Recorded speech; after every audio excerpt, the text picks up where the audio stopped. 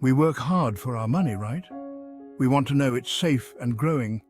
But what if I told you that simply leaving your money in the bank could actually make you? It sounds crazy, but it's true. The culprit is a little something called inflation. Inflation is a sneaky thief, silently eroding the value of your hard-earned shillings over time. It's like a slow leak in your tire. You might not notice it at first, but eventually it's going to cause problems. The good news is that there are ways to protect yourself. In this essay, we're going to break down exactly what inflation is and how it affects your money in Kenya. More importantly, we'll explore practical steps you can take to fight back and keep your savings growing. By the end, you'll have the knowledge and tools to make your money work harder for you. Ready to outsmart inflation and secure your financial future? Let's dive in. Inflation is a big word, but it's actually a simple concept. Basically, it means that the prices of goods and services are increasing over time.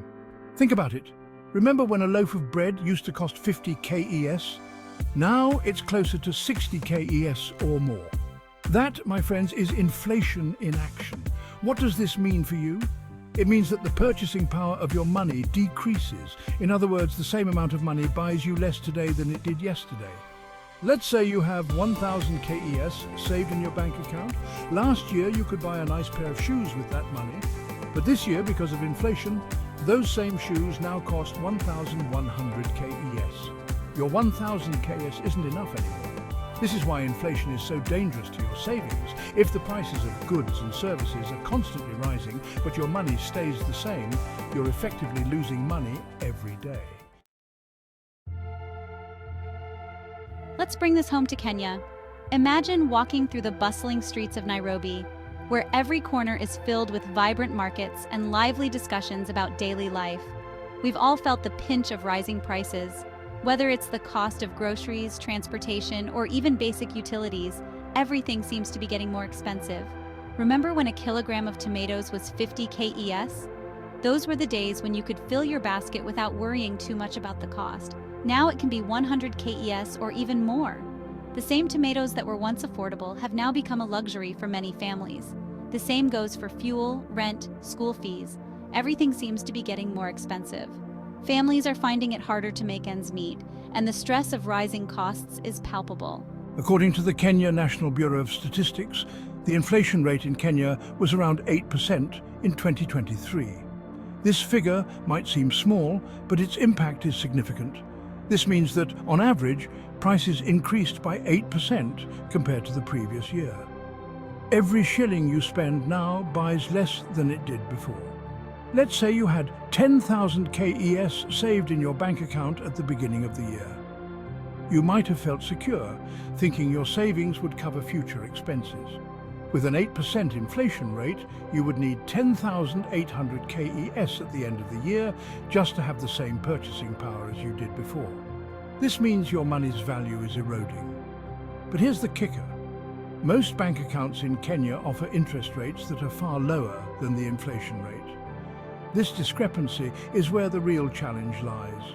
We're talking about interest rates of 2%, 3%, maybe 4% if you're lucky. These rates are not enough to counteract the effects of inflation. This means that even though you're earning a little bit of interest on your savings, it's not enough to keep up with the rising cost of living. The gap between what you earn and what you need continues to widen. Your money is actually losing value over time. It's a harsh reality that many Kenyans face daily as they struggle to maintain their standard of living amidst rising inflation. So, what can be done?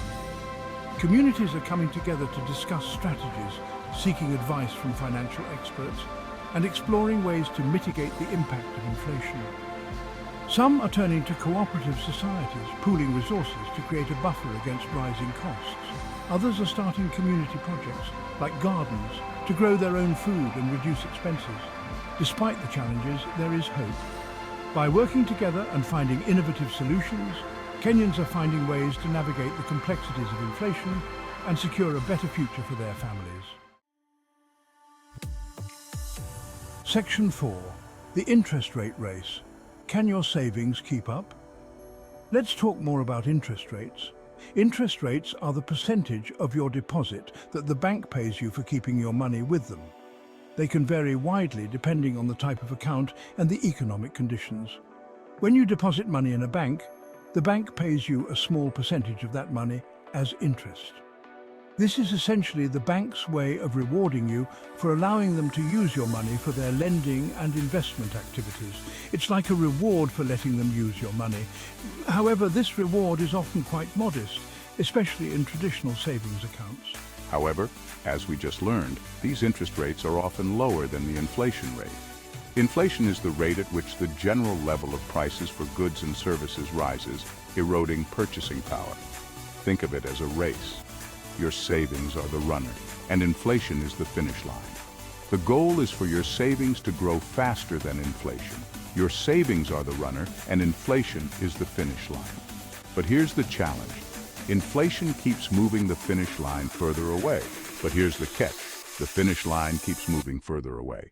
This means that even if your savings are growing, they might not be growing fast enough to keep up with inflation. Even if your savings are running, earning interest, if they're not running faster than inflation, they'll never catch up. This is a critical concept to understand for long-term financial health. You're stuck in a losing race. Your money's purchasing power diminishes over time, making it harder to achieve your financial goals. This is why it's crucial to find ways to make your money grow faster than the rate of inflation.